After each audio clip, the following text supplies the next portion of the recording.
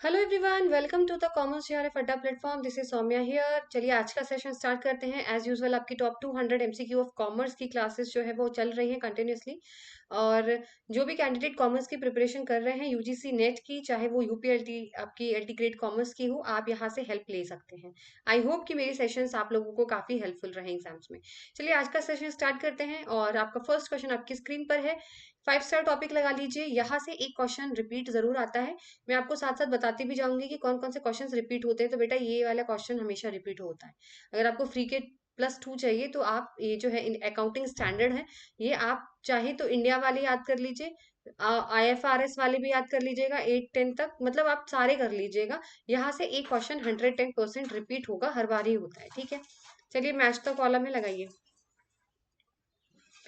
Accounting standard 2 है, 16 है, 103 है और 113 है। चलिए ये तो इजी होना चाहिए क्योंकि ये आपके फ्री के क्वेश्चन है। देखो फ्री का मार्क्स अगर आपको चाहिए तो आप ये लर्न करो।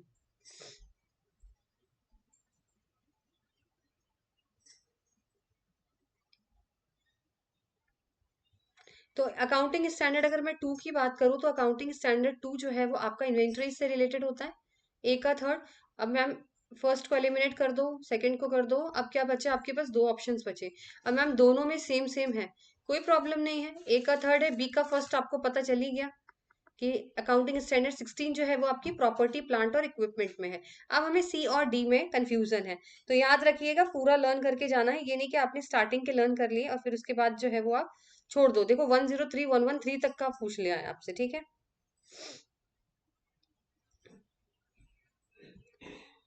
तो अब देख लेते हैं यहाँ पर अकाउंटिंग स्टैंडर्ड जो है वो आपके बिजनेस कॉम्बिनेशन के लिए यूज किया जाता है 103। तो आप लगा दीजिए सी का फोर्थ, यानी ऑप्शन नंबर थर्ड में हम करेक्ट हो जाएगा।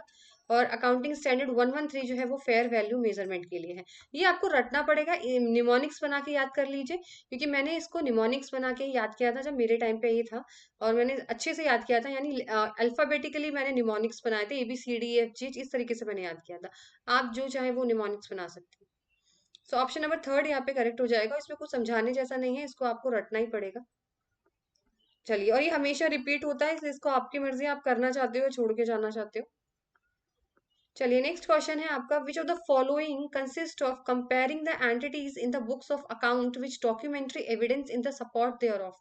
यानी इसमें ये बोला गया है, मैं आपको कीवर्ड देती हूँ एग्जाम में किस तरीके से आपको क्वेश्चन टिक लगाने होते हैं। इसका जो कीवर्ड है ना, ये एविडेंस है। इसका जो कीवर्ड है वो एविडेंस है। मैम एविडेंस का क्या मतलब है? अरे आप प्रूफ तो दिखाइए कि आपका ट्रांजेक्शन हुआ या नहीं हुआ। आपको प्रूफ दिखाना पड़ेगा कि आपका जो ट्रांजेक्शन्स आपने किए हैं उसका क्या एविडेंस है। तो उसके जो वो प्रूफ आप किस फॉर्म में दिखाओगे? तो मैम हम वाउचिंग के फॉर्म में दिखाएंगे, यानी आपका ऑप्शन नंबर 3 यहाँ पे सही हो जाएगा, वाउचिंग। तो बेटा वाउचिंग क्या होता है? ट्रांजेक्शन का प्रूफ होता है, एविडेंस होता है कि हाँ ये ट्रांजेक्शन्स इन दोनों के बीच में हुए हैं या एंटिटीज रिकॉर्ड हुई हैं। उसको बोलते हैं वाउचिंग। कहीं भी आपको सेंटेंस के अंदर एविडेंस का वर्ड मिल जाए, एविडेंस, ठीक है, प्रूफ का वर्ड मिल जाए, आप वाउचिंग लगा के आएंगे। अगर वही मैं बात करूं वेरिफिकेशन, वेरिफिकेशन वाउचिंग से बहुत अलग है। वेरिफिकेशन का मतलब जो कंपनी के एसेट्स एंड लायबिलिटीज दिखा रखी हैं वो आपको वेरीफाई करनी है कि ये एग्जैक्टली है कि नहीं है। वेरिफिकेशन अलग हो गया, ठीक है।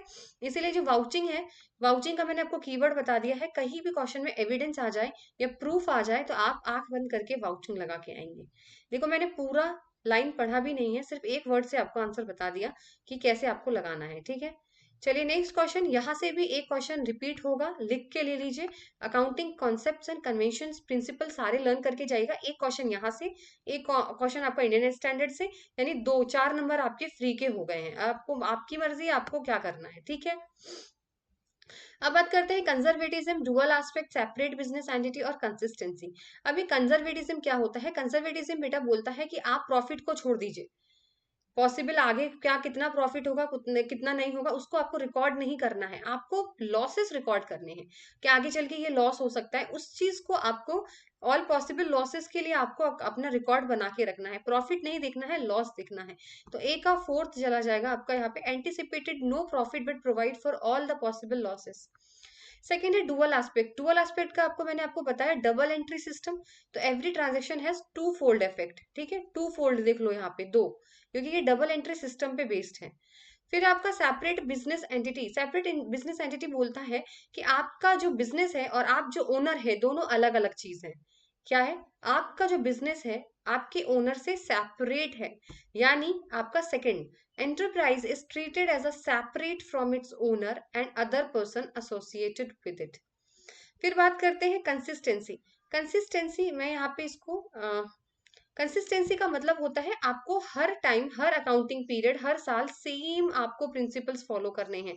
तो डी का फर्स्ट हो जाएगा, use of same accounting policy by a firm from period to period. I think मेरी शायद ये आपको ढंग से दिख नहीं रहा होगा, इसलिए मैं इसको थोड़ा सा, ताकि आप लोग आराम से देख पाओ। ठीक है, अब लगा लीजिए। तो यहाँ पे आपका ऑप्शन हो जाएगा ए का fourth conservatism, dual aspect two fold effect, B का थर्ड, सी का आपका सेकंड और डी का फर्स्ट। ठीक है, तो ये आपके आंसर्स लग गए हैं, आप टिक लगा लेना।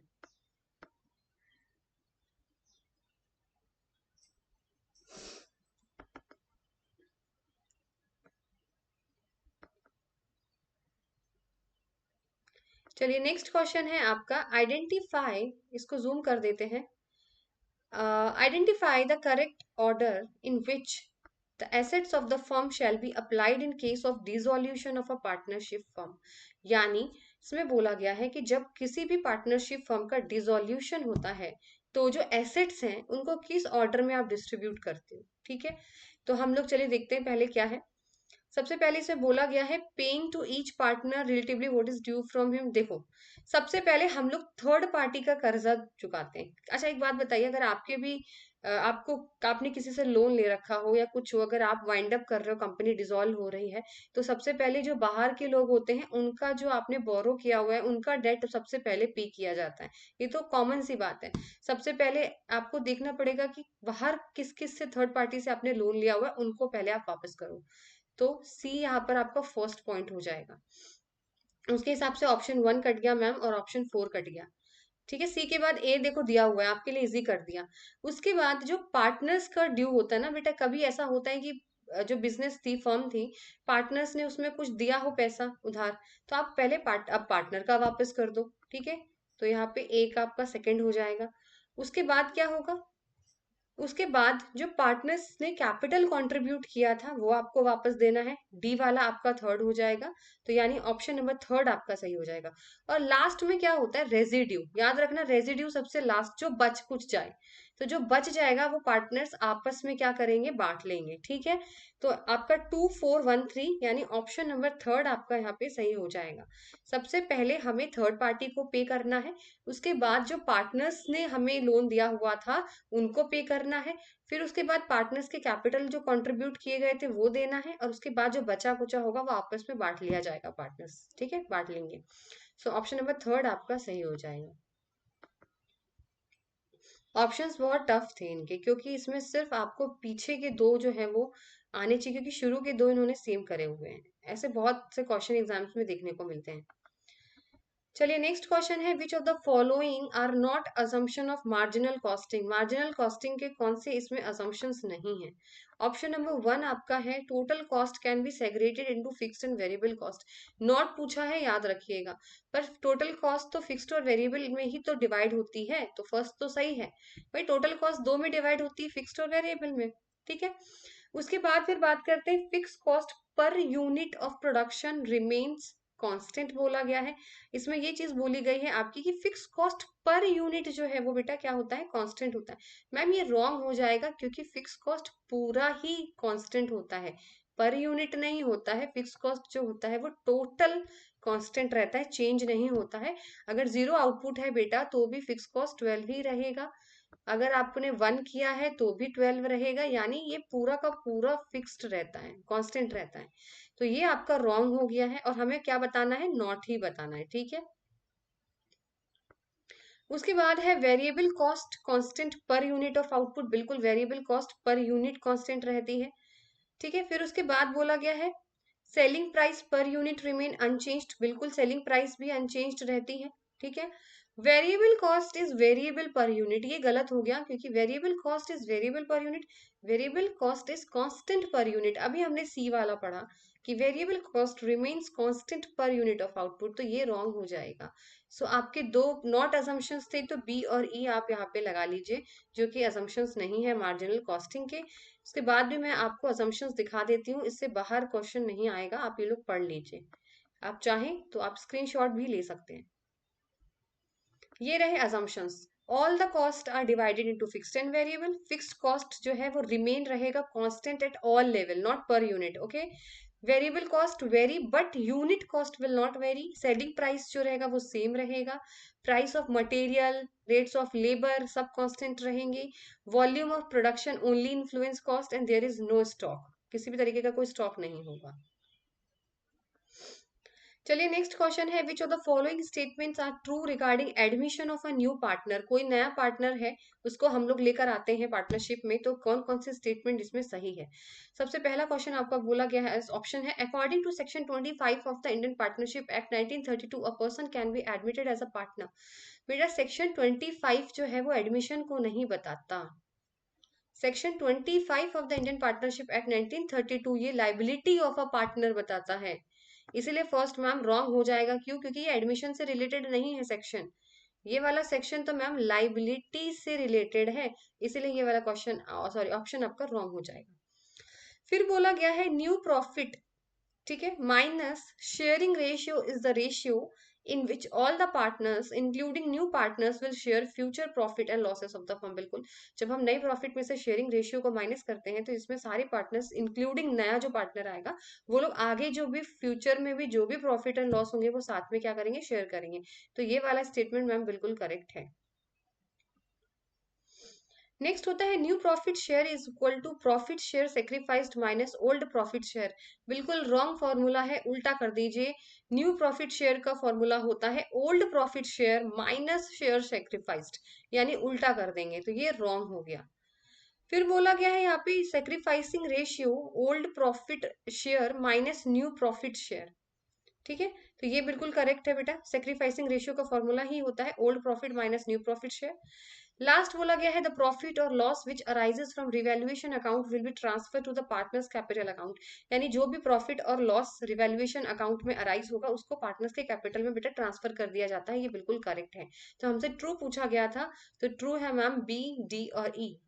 बी, डी यानी ऑप्शन नंबर 1 आपका बेटा करेक्ट हो जाएगा। और जो रॉन्ग हुए हैं मैंने आपको बता दिए हैं कि क्यों रॉन्ग हुए हैं, ठीक है। सो ऑप्शन नंबर 1 लगा दीजिए आप बिल्कुल।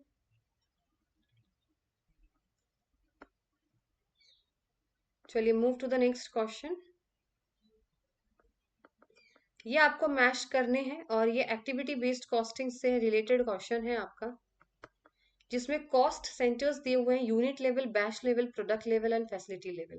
अच्छा एक बात बताइए, प्रोडक्ट के अंदर पेटेंट, ट्रेडमार्क और कॉपीराइट फीस की अगर मैं बात करूं तो ये क्या प्रोडक्ट के अंदर आते हैं, फैसिलिटी, बैच या यूनिट? आपके लिए इजी कर रही हूँ मैं बनाने के लिए। Ma'am patent, trademark, copyright fees तो हम लोग सब प्रोडक्ट के ही लिए करते हैं ना। देखो प्रोडक्ट का ही पेटेंट होता है, प्रोडक्ट का ही ट्रेडमार्क होता है, प्रोडक्ट की कॉपीराइट फीस होती है, तो सी का फर्स्ट जहां होगा आंसर सही हो जाएगा। देखो एक से क्वेश्चन सॉल्व हो गया, फर्स्ट वाला, क्योंकि मैंने आपको बोला ना सी का फर्स्ट, देखो आपने एक सॉल्व किया और आपसे पूरा क्वेश्चन आपका सॉल्व हो गया। यूनिट की बात करते हैं बेटा, यूनिट लेवल फैसिलिटीज वो होती है जो पर यूनिट बनाई जाती है, जैसे डायरेक्ट मटेरियल, एक मटेरियल बनाने के लिए कितना लेबर लग रहा है, कितनी कॉस्ट है पर यूनिट, कितनी कॉस्ट है लेबर की, ठीक है। उसके बाद है batch level. Batch level centres वो सेंटर्स होते हैं जहां पर आपका मटेरियल हैंडलिंग कॉस्ट के बारे में बताया जाता है। जो भी मटेरियल, अभी मैंने मटेरियल की बात करी वो यूनिट में आ गया, अब उसको हैंडलिंग का कॉस्ट जो लगेगा उसमें हम बैच को यहाँ पर इंक्लूड करते हैं। प्रोडक्ट मैंने बता दिया, पेटेंट, ट्रेडमार्क, और फिर है फैसिलिटी। देखो फैसिलिटीज में मेंटेनेंस वगैरह आ जाता है, प्लांट का डेप्रिसिएशन, मेंटेनेंस का एक्सपेंसेस, जो फैसिलिटीज आप अंदर ले रहे हो बेटा उनका खर्चा, ठीक है। तो ए का सेकंड, बी का फोर्थ, सी का फर्स्ट एंड डी का थर्ड।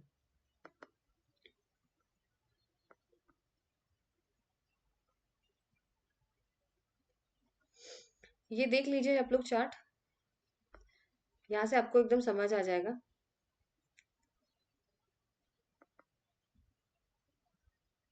ठीक है, फैसिलिटीज के मतलब बिल्डिंग का मेंटेनेंस, सिक्योरिटी, ठीक है, प्लांट का management.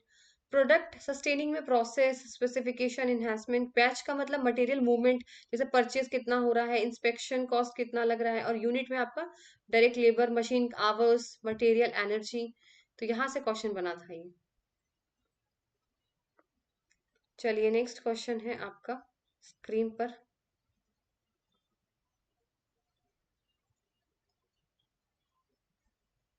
Which of the following statements are correct बताना है आपको, कौन सा स्टेटमेंट यहाँ पे करेक्ट है।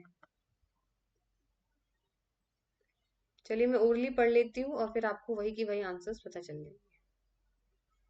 Call in advance is amount paid by the share holder in excess of amount due from the, देखिए डेफिनेशन दे दी गई है कॉल इन एडवांस की, तो बिल्कुल करेक्ट है। कॉल इन एडवांस जो है वो अमाउंट जो है वो शेयर होल्डर पे करते हैं in excess of amount due from that. Next बोला है when the number of shares is applied is more than the number of share offer to the public for subscription the issue is term as under subscription. अच्छा एक बात बताइए, जब number of shares आपको बेटा 10 offer किए गए हैं और जिन्होंने अप्लाई कर दिए उन्होंने 50 अप्लाई कर दिए लोगों ने, यानी 10 शेयर्स पे 50 लोग आ गए अप्लाई करने के लिए, तो ये अंडर सब्सक्रिप्शन होगा या फिर ओवर सब्सक्रिप्शन होगा। मैम ये रॉन्ग लिखा हुआ है, यहाँ पे अंडर नहीं ओवर होगा, ठीक है, क्योंकि ये ज्यादा अप्लाई कर दिए भाई, हमने तो 10 शेयर्स निकाले थे, यहाँ तो 50 आ गए हैं, इसलिए ये रॉन्ग हो जाएगा। Section 49 of the Companies Act prohibits the issue of share other than sweat equity share at discount। जब भी शेयर्स के डिस्काउंट के बारे में बात की जाती है सेक्शन 49 कभी बात नहीं करता, सेक्शन 53 बात करता है, इसलिए ये वाला भी रॉन्ग हो जाएगा। सेक्शन 49 डिस्काउंट शेयर्स की बात नहीं करता बेटा, सेक्शन 53 बात करता है। नेक्स्ट है अनलेस और until the forfeited shares are reissue, the balance on the shares forfeited account will be deducted from the paid up capital। जब हम forfeited जो shares कैंसिल हो जाते हैं बेटा, उनको जब हम दोबारा से रीइश्यू करते हैं, ठीक है, तो जो बैलेंस बचता है ना वो कैपिटल रिजर्व में ट्रांसफर किया जाता है, ना कि उसको पेड अप कैपिटल में डिडक्ट किया जाता है, तो ये वाला भी रॉन्ग हो जाएगा, ठीक है। उसको कहाँ ट्रांसफर किया जाता है, कैपिटल रिजर्व में। लास्ट है आपका the security premium is an amount in excess of nominal value of the face value of the securities. बिल्कुल करेक्ट है, सिक्योरिटी प्रीमियम जो है अमाउंट होता है excess of nominal value of face value of securities. So आपका A और ई correct हो जाएगा, करेक्ट पूछा गया है कौन सा स्टेटमेंट सही है, सो आप ए और ई को लगा दीजिए, ठीक है। इन्होंने दो डेफिनेशन दी थी और एक सेक्शन के बारे में बात किया था, इसलिए देखो कैसे मिक्स करके क्वेश्चन था ये, ठीक है। चलिए नेक्स्ट क्वेश्चन है आपका कैश फ्लो स्टेटमेंट से, which of the following statements are related to the financing activities. Operating, investing, financing, यहाँ से एक क्वेश्चन 110% रिपीट होगा, लिख लीजिएगा, टॉपिक वो बहुत इंपॉर्टेंट है और यहाँ से क्वेश्चन जरूर आएगा। Which of the following transactions are related to financing activity, share issued for cash, बिल्कुल शेयर्स की जहां पे भी बात करी जाए फाइनेंस आएगा। Dividend distributed to share holders, बिल्कुल फाइनेंसिंग, जहां डिविडेंड की बात आएगी वहां पे भी फाइनेंसिंग है। सेल ऑफ मशीनरी, बेटा मशीनरी बेचते खरीदते ये तो इन्वेस्टिंग है ना, इन्वेस्टमेंट किया आपने, ये तो इन्वेस्टिंग एक्टिविटीज है। रिडेम्पशन ऑफ डिवेंचर्स, बिल्कुल financing activities. Provision for depreciation, बेटा डेप्रिसिएशन के लिए प्रोविजन हम ऑपरेटिंग एक्टिविटीज में बनाते हैं ना कि फाइनेंस में, तो ये रॉन्ग हो गया। सो आपका ए, बी और डी आपका सही हो जाएगा, कहीं दिया हुआ है सी, ऑप्शन नंबर सी सही हो जाएगा, ठीक है। भाई मशीनरी सेल कर रहे हैं, परचेज कर रहे हैं, वो तो आपकी इन्वेस्टिंग एक्टिविटीज है ना, फाइनेंस नहीं है। देख लीजिए एक बार आप लोग सारी ऑपरेटिंग एक्टिविटीज वो एक्टिविटीज हैं जहां पर आपने कैश रिसीव किया कस्टमर से, सप्लायर को पे किया, कैश ले रहे हैं, दे रहे हैं, इंटरेस्ट पे कर रहे हैं, इनकम टैक्स पे कर रहे हैं। इन्वेस्टमेंट के अंदर आपकी प्रॉपर्टी प्लांट खरीदना, सेल करना, और फाइनेंस के अंदर आप लॉन्ग टर्म डेट इश्यू कर रहे हैं, पेमेंट कर रहे हैं, डिविडेंड पे किया जा रहा है, वो सारी चीजें फाइनेंसिंग एक्टिविटीज के अंदर आती है।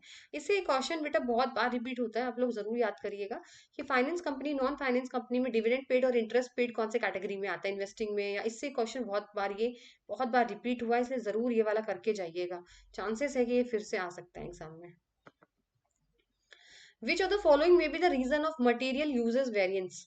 मटेरियल यूजेस वेरिएंस का जो रीजन क्या हो सकते हैं, पहले मटेरियल यूजेस वेरिएंस का मतलब क्या होता है मैम। देखो मटेरियल यूजेस वेरिएंस का सिंपल सा मतलब है कि आपने एक स्टैंडर्ड सेट किया था कि भाई 100 तक बन जाना चाहिए, 100 तक, लेकिन वो बन ही नहीं पाया बेटा, 60 ही बना। सोचो आपने 60 ही हुआ, तो फिर क्या होगा, 40 का तो अनफेवरेबल लॉस हो गया ना आप लोगों को, मतलब आपने इतना स्टैंडर्ड हाई कर दिया और एक्चुअल में बना 60। स्टैंडर्ड आपने सेट कर दिया था 100 का, बनाया आपने 60, तो सोचो 40 का क्या हुआ, अनफेवरेबल। तो यही है मटेरियल यूजेस वेरिएंसेस, किस वजह से मैम ये होता है ये बताना है आपको। सबसे पहला point negligence in the use of material, बिल्कुल आपने मटेरियल यूज किया और आपने उसमें लापरवाही करी है, ठीक है, करेक्ट है। Changes in basic price of material, देखो बेटा प्राइस, मटेरियल की प्राइस चेंज करने से इन सब चीज से कोई फर्क नहीं पड़ता, इसलिए ऑप्शन नंबर 2 कट जाएगा। पुअर और प्रॉपर मशीन हैंडलिंग, बिल्कुल अगर आपने सही से मशीन हैंडल नहीं करी, आपने वेस्ट किया होगा मटेरियल को, तो ये भी करेक्ट है। वेस्टेज की होगी आपने, बिल्कुल करेक्ट है, ठीक है। Change in product design requiring use different from the standard, आपने प्रोडक्ट का डिजाइन चेंज कर दिया, वो जैसा स्टैंडर्ड से चाहिए वैसे आपने चेंज, मतलब आपने बिल्कुल अलग बना दिया, या आपने जैसा चाहिए था स्टैंडर्ड के अकॉर्डिंग आपने वैसा बनाया ही नहीं डिजाइन, तो ये भी करेक्ट है। तो आपका A C D E option number C यहाँ पे आपका सही हो जाएगा, ठीक है। यही रीजन होता है कि एक्चुअल में आप सोचते कुछ और बन बन कुछ और जाता है, बहुत डिफरेंस आ जाता है, ठीक है। क्वांटिटी में उसे ही बोलते हैं मटेरियल यूजेस वेरिएंसेस। तो यही चीज बोली कि डिफरेंस होता है स्टैंडर्ड क्वांटिटी जो है आपकी, कितनी क्वांटिटी थी और एक्चुअल में कितनी बनती है, ये फॉर्मूले याद कर लीजिएगा, यहाँ से एक न्यूमेरिकल क्वेश्चन भी बनने के चांसेस होते हैं, ठीक है, इसको जरूर करिएगा आप लोग। तो यही एफिशिएंसी देखी जाती है, फॉर्मूला याद रखिएगा। अगर लेस मटेरियल यूज किया है बेटा आपने, अगर कम यूज करके अच्छा बना लिया है तो फेवरेबल है, ज्यादा मटेरियल यूज करके तब भी अच्छा नहीं बना है तो अनफेवरेबल हो जाएगा, ठीक है। फॉर्मूला जरूर याद रखिएगा। कॉजेज इसमें लिखे हुए हैं, इन एक्यूरेट स्टैंडर्ड आपने सही सेट नहीं किया, या तो रॉ मटेरियल क्वालिटी सही नहीं है, मशीन्स में कुछ इश्यूज हो गए हैं, ठीक है। ये सारी चीजें यहाँ पे प्रॉब्लम क्रिएट करती हैं। नेक्स्ट क्वेश्चन है, द न्यू इशू डेट और shares will be invariable involve flotation cost in the form of. देखो फ्लोटेशन कॉस्ट क्या होता है, जब भी कंपनी कैपिटल लेने के लिए, रेस करने के लिए जब शेयर्स इशू करती है, ठीक है, डेट इशू करती है बेटा, डिबेंचर्स इशू करती है, तो उसमें कुछ खर्चा लगता है, फ्री में तो होता नहीं है कुछ भी चीज है। तो उसमें कौन कौन सा फ्लोटेशन कॉस्ट होता है मैम? लीगल फीस बिल्कुल होती है, लॉयर आप नहीं करोगे हायर, एडमिनिस्ट्रेटिव एक्सपेंसेस होते हैं, अंदर के सारे खर्चे होते हैं, ब्रोकरेज होता है बेटा, अंडर राइटिंग होते हैं, ये सारे खर्चे, बट रिस्क प्रीमियम जैसा कुछ भी नहीं होता फ्लोटेशन कॉस्ट में। इसलिए 1 2 3 4 ऑप्शन नंबर सी यहाँ पे आपका करेक्ट हो जाएगा। मैं आपको दिखा देती हूँ सारे टाइप्स फ्लोटेशन कॉस्ट के, ताकि एग्जाम में अगर कोई और पूछ लिया जाए तो आप कंफ्यूज ना हो। ये रहा आपके flotation cost, under writing discounts, marketing and distribution expenses, printing and administrative cost, legal and accounting fees and under writing fees. इसको स्क्रीनशॉट ले लीजिए, ये सारे फ्लोटेशन कॉस्ट होते हैं। कल को अगर रिस्क प्रीमियम की जगह कोई और आ गया तो फिर आप लोग कहेंगे अरे ये तो हमने कराया ही नहीं था। चलिए नेक्स्ट आपको मैच करने हैं shares, bonus shares, demat shares, right issue shares और आपके स्वेट इक्विटी शेयर्स। देखो बेटा बोनस शेयर्स कौन से होते हैं याद रखिएगा, इसका कीवर्ड दे रही हूँ, जो फ्री में दिया जाता है। तो बोनस शेयर्स बेटा वो शेयर्स होते हैं जो आप अपने एग्जिस्टिंग मेंबर्स को देते हो, बट फ्री में देते हो। मैंने आपको कीवर्ड दे दिया इसका, फ्री ऑफ चार्ज, जहाँ पे फ्री में आप देते हो। डीमेट शेयर से याद रखना इलेक्ट्रॉनिक फॉर्म में जो आता है, डीमेट शेयर्स यानी shares in electronic form, B का फोर्थ। तो ए का सेकेंड हो गया है और बी का फोर्थ हो गया है, तो ऑप्शन नंबर ए सही हो जाएगा आपका, ठीक है। फिर है आपका सी, राइट इश्यूज। देखो राइट इश्यू वो होते हैं बेटा जो आप अपने शेयर होल्डर, जो आपके पुराने शेयर होल्डर्स हैं ना, उनको आप इनवाइट करते हो कि वो नया शेयर खरीदें। Invitation to the existing share holders to purchase the new shares. और स्वेट इक्विटी शेयर्स कौन से होते हैं? जो डिस्काउंटेड पे दिए जाते हैं, यानी share issues to the company directors at a discount, ठीक है। तो मैंने बोनस शेयर्स का आपको एक कीवर्ड दिया है फ्री का, डीमेट मतलब इलेक्ट्रॉनिक, राइट इश्यूज का मतलब एग्जिस्टिंग शेयर होल्डर्स को देना, और स्वेट का मतलब होता है डिस्काउंट पे देना, ठीक है, इंप्लॉइज को या डायरेक्टर्स को डिस्काउंट पे देना। सो ऑप्शन नंबर ए आपका सही हो जाएगा।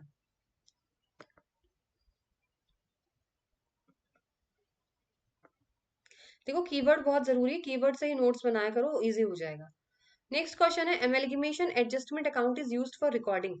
तो इसका सीधा सा ऑप्शन है statutory reserve in the books of transfer company. So इसका हो जाएगा ऑप्शन नंबर सी।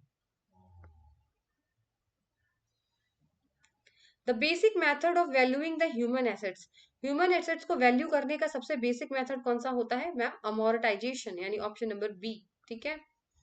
ये तो बहुत स्ट्रेट लाइन क्वेश्चंस थे, इसको आपको ऐसे ही सॉल्व करना है।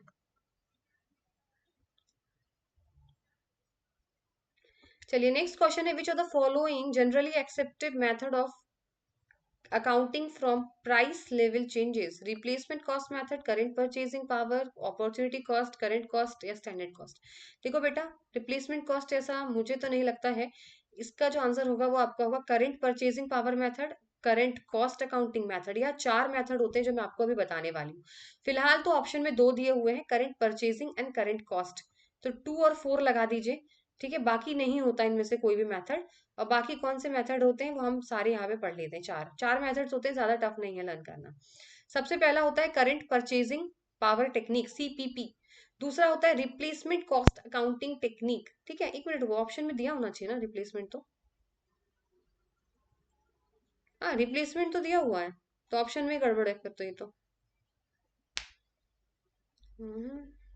रिप्लेसमेंट भी होना चाहिए, करंट परचेजिंग होना चाहिए और करंट कॉस्ट होना चाहिए। सीपीपी दिया हुआ है। चलो एक बार हम ऑप्शन फिर से देखते हैं। 4 ही मेथड होते हैं वैसे इसके। CPP current purchasing power technique होता है, रिप्लेसमेंट कॉस्ट अकाउंटिंग टेक्निक होता है, करंट वैल्यू अकाउंटिंग होता है और करंट कॉस्ट होता है। मे बी इसमें सिर्फ रिप्लेसमेंट कॉस्ट मेथड दिया हुआ है इसीलिए इसमें दिया हुआ है, नहीं तो पूरा रिप्लेसमेंट कॉस्ट अकाउंटिंग टेक्निक होता है। एक बार चेक कर लेते हैं गूगल पे भाई।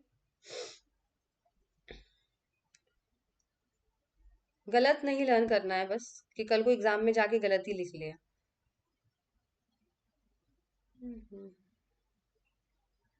देखो एक तो current cost current purchasing power होता है, बिल्कुल ठीक है। करंट कॉस्ट भी होता है जो हमने लगाया है। रिप्लेसमेंट कॉस्ट अकाउंटिंग होता है, करंट वैल्यू अकाउंटिंग होते हैं, बट ऑप्शंस में सिर्फ रिप्लेसमेंट दिया हुआ है, तो मे बी शायद इन लोगों ने यहाँ पे रॉन्ग उसको मान लिया गया है। चलो एक बार चेक कर लेते हैं कि क्यों दिया हुआ है ऐसा।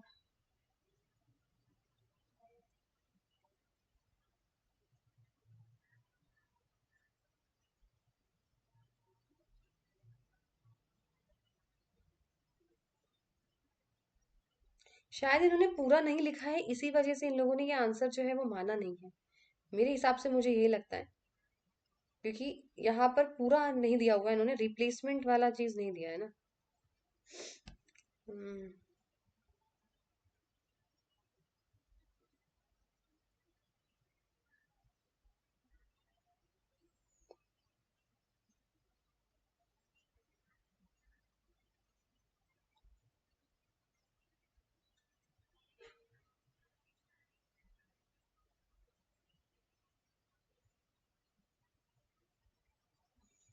रिप्लेसमेंट कॉस्ट बेटा इसलिए नहीं दिया हुआ है इन लोगों ने, ये रिप्लेसमेंट कॉस्ट अकाउंटिंग टेक्निक है, क्योंकि ये इन लोगों ने सीसीए का ही पार्ट मान लिया है इसको, ठीक है। यानी इन लोगों ने करंट कॉस्ट अकाउंटिंग का ही इसको कंपोनेंट माना हुआ है, इसी वजह से यहाँ पे ये आंसर नहीं आया है। और बाकी क्यों नहीं आया है, क्योंकि इसके अंदर तो यही दिया हुआ है कि इन लोगों ने क्या किया हुआ है कि इसको जो है वो सीसीए का पार्ट मान लिया है रिप्लेसमेंट कॉस्ट को। इसी वजह से ये लोग यहाँ पर इस वाले आंसर को एक्सेप्ट नहीं कर रहे हैं, तो आप लोग ध्यान रखिएगा।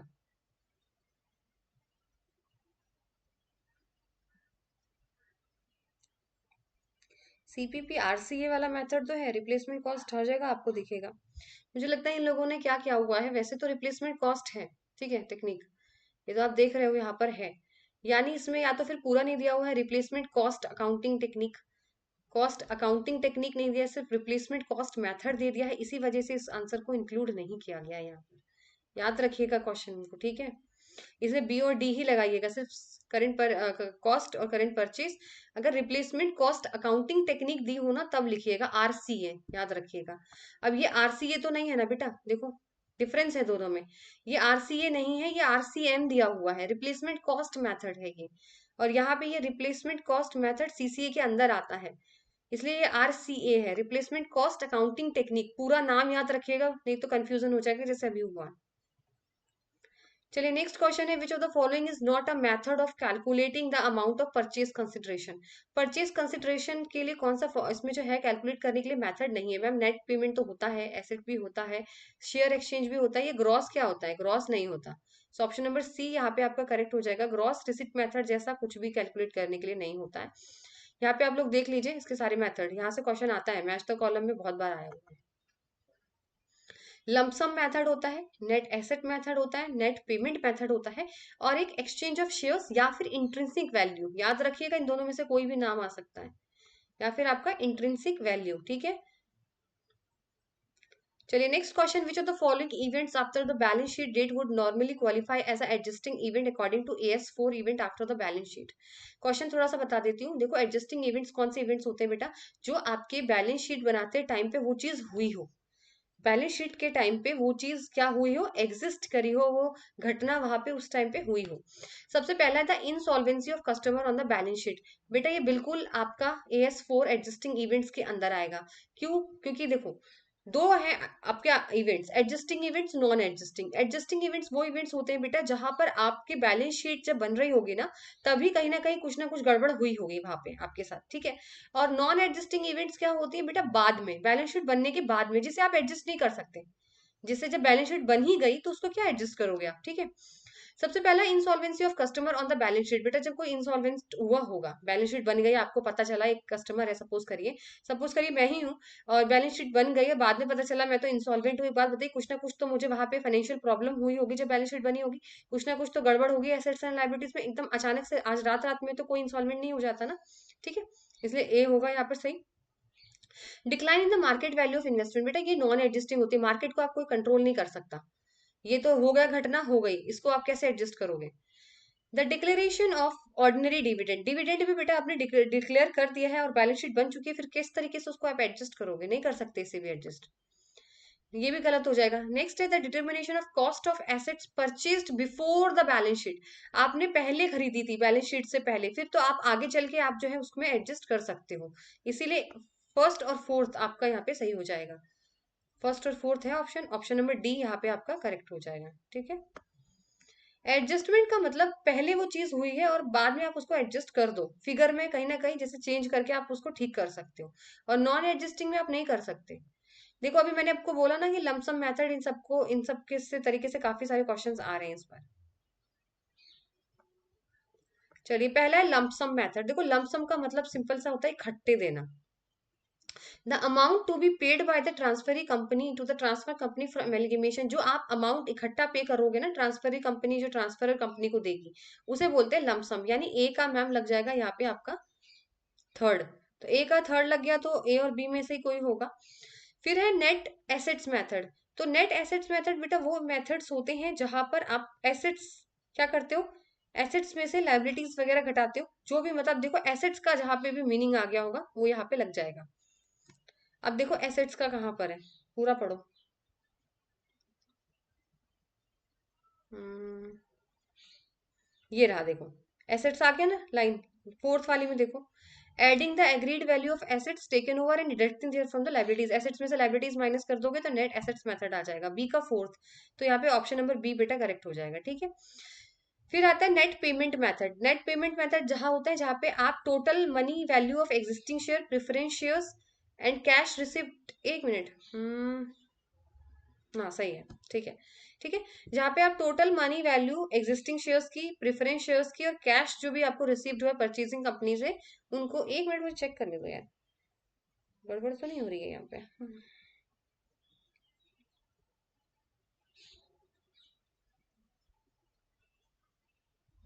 फॉर्मूले पूछे आपसे डायरेक्ट, और कुछ नहीं है इसमें।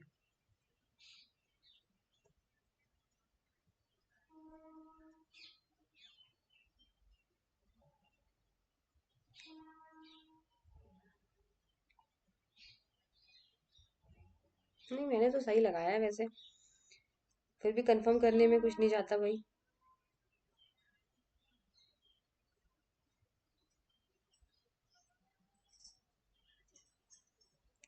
फॉर्मूला देख लेते हैं सीधे, नेट एसेट मेथड का क्या है। हाँ ठीक है, यही है, सही जा रहे हैं। फिर भी मेरा मोटिव ये होता है कि मुझे एक बार कंफर्म कर लेना होता है, चाहे मैं श्योर में थी फिर भी मुझे ऐसा लगता है कि रॉन्ग नहीं होना चाहिए बस, ठीक है। नेट पेमेंट मेथड, अभी इसमें आप लोग क्या करते हो, एग्जिस्टिंग शेयर, प्रेफरेंस शेयर, जो भी कैश रिसीव्ड हुआ है सबको जोड़ देते हो, उसे बोलते हैं नेट पेमेंट मेथड, सी का आपका फर्स्ट हो जाएगा। फिर है स्वैप रेशियो। बेटा स्वैप रेशियो वो रेशियो होता है जहां पर एक्सचेंज का वर्ड आ जाए, ये देखो एक्सचेंज, जहां पे on the basis of ratio in which the shares of the transferee company are to be exchange for the shares of the transferor company. देखो कीवर्ड ढूंढो और कुछ भी नहीं है, जहां एसेट्स आ गया वहां एसेट्स मेथड लग गया। स्वैप का मतलब क्या करते हैं, स्वैपिंग क्या होती है, एक्सचेंज करना, एक्सचेंज आ गया, ठीक है, इस तरीके से लगाओ। तो ए का थर्ड, बी का फोर्थ, सी का फर्स्ट और डी का सेकेंड बिल्कुल करेक्ट है। इतना टाइम थोड़ी ना रहता है हमारे पास कि हम लोग सारे सेंटेंस को पढ़ते बैठेंगे, तो फिर हो गए क्वेश्चन सॉल्व। इसलिए हमेशा कीवर्ड ढूंढा करो सेंटेंस के अंदर। Management accounting information is use for which of the following purpose. Management accounting बेटा मेजरमेंट के लिए यूज की जाती है, ठीक है। और किस किस चीज के लिए मैम यूज की जाती है ये, transaction record, control, alternative choices, बताइए किस किस के लिए यूज करते हैं मैनेजमेंट अकाउंटिंग। यहाँ से वैसे रेयरली कोई क्वेश्चन आता है यहाँ से, ठीक है। So management accounting information is use for which of the following purpose. यहाँ से क्वेश्चन एक आध कोई आपको देखने को मिलेगा, ऐसा नहीं है कि एकदम सारे क्वेश्चंस आपको यहाँ से आएंगे, यहाँ से बहुत ही कम रेयरली क्वेश्चन देखने को मिलता है। चलिए बताइए, फर्स्ट मेजरमेंट के लिए, कंट्रोल के लिए, ठीक है, और आपकी ऑल्टरनेटिव चॉइसेस के लिए ट्रांजेक्शन रिकॉर्ड करने के लिए मैनेजमेंट अकाउंटिंग नहीं बनाया जाता। ट्रांजेक्शन्स रिकॉर्ड करने के लिए मैनेजमेंट अकाउंटिंग का कोई काम नहीं है, इसलिए फर्स्ट, थर्ड और फोर्थ, फर्स्ट, सेकंड और फोर्थ, ऑप्शन नंबर सी। फिर भी आप लोग थोड़ा थोड़ा पढ़ के जाइएगा, जैसे आपकी एनवायरमेंटल अकाउंटिंग है ना, यहाँ से एक एक एक क्वेश्चन आ जाता है। चलिए, last question of the day. The accounting standard AS3 has become mandatory accounting periods beginning from 1/4/2001 which are the following enterprises. उसमें ये बोला गया है कि जब AS3 रिवाइज हुआ था अकाउंटिंग स्टैंडर्ड, तो क्या मैंडेटरी हो गया था कि हम लोग जो है वो 1 अप्रैल से ही मानेंगे आपका अकाउंटिंग पीरियड। तो ये किन के लिए माना गया था? तो मैम ये commercial, industrial and business enterprises के लिए माना गया था whose turnover from the accounting period exceed ₹50 crore. यानी जो भी एंटरप्राइजेस, जो भी बिजनेस है जिनका टर्नओवर 50 करोड़ से ज्यादा होगा, उनको अपना अकाउंटिंग पीरियड 1 अप्रैल 2001 से ही मानना पड़ेगा। ये चीज यहाँ पे बोली गई है, सो ऑप्शन नंबर ए यहाँ पे आपका राइट हो जाएगा। आई होप आप लोगों को समझ में आ गया हो। बाकी के जो क्वेश्चंस हैं वो सारे नेक्स्ट सेशन में होंगे। ऐसे करते करते 200 क्वेश्चंस मैं आपके करा दूंगी। फिर हम लोग मिक्स क्वेश्चंस लेकर आएंगे और मैराथन वहां पे होगी। बाकी अगर वाकई आपको जेन्युइनली कंटेंट अच्छा लगता है, क्वालिटी ऑफ टीचिंग अच्छी लगती है, तो प्लीज लेट मी नो। और तब तक आपसे मिलते हैं नेक्स्ट सेशन में। Till then goodbye, take care.